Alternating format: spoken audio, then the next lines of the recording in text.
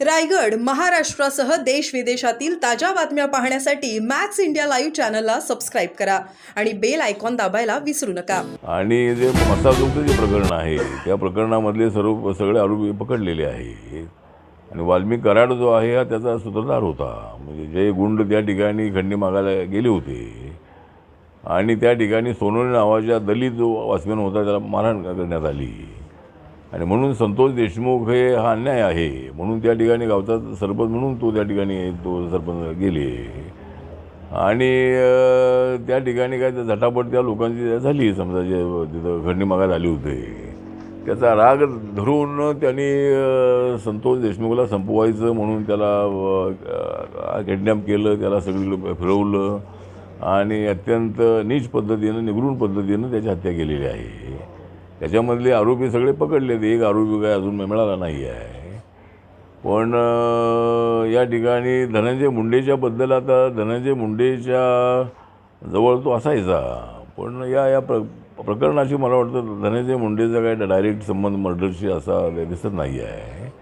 आता लोकांची मागणी आहे त्यांनी राजीनामा द्यावा वगैरे अशी मागणी आहे पण या प्रकरणामध्ये मुंडेंनी काय सांगितलं म्हणून असा मर्डर झाला असं कुठंही असं एव्हिडन्स अजिबात नाही आहे।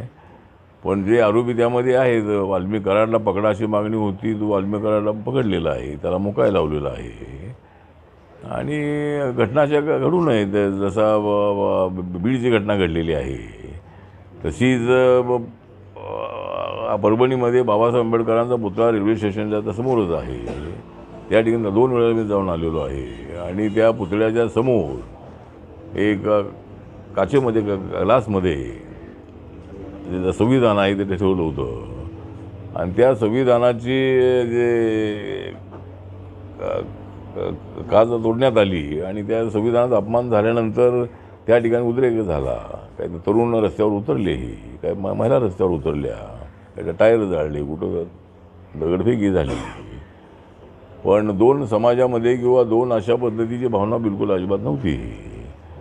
तरी सोमनाथ सूर्यवंशी लातूरचा मुलगा लॉचा स्टुडंट आहे आणि त्याला एवढी मारहाण करण्यात आली की पोलिसांनी संविधानाचा अपमान केल्यानंतर जर असे रस्त्यावर कोणी उतरलं असेल उलट त्यांना प्रोटेक्शन नाही दिलं पाहिजे, उलट त्यांचं आभार मानले पाहिजे की आपण रिॲक्शन नाही दिली म्हणून। कायदेशीर केसेस करायला हरकत नाही आहे पण त्याला एवढी मारहाण करण्यात आलेली आहे की पोलिसांनी सुरुवातीच्या ह्याच्यामध्ये सांगितलं की त्याला अटॅक आला म्हणून। आता तो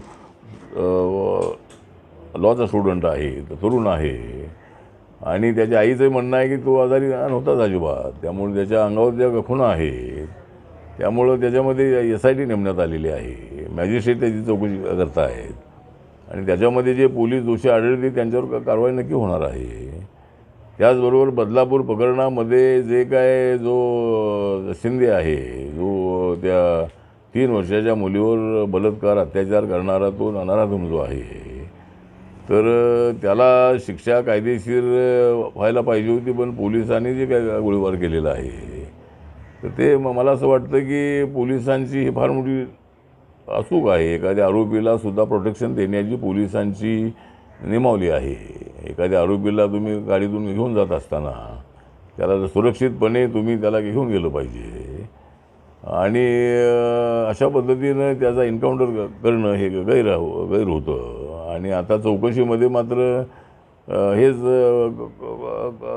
कोर्टाने म्हटलेलं आहे बाबा हे अनावश्यक त्याच्यावरती गोळीबार करण्यात आलेला आहे, त्याचं मुद्दाम एन्काउंटर करण्यात आलेलं आहे आणि जे पोलीस 5 जबाबदार आहेत त्यांच्यावर कारवाई करा असे आदेश दिलेले आहे।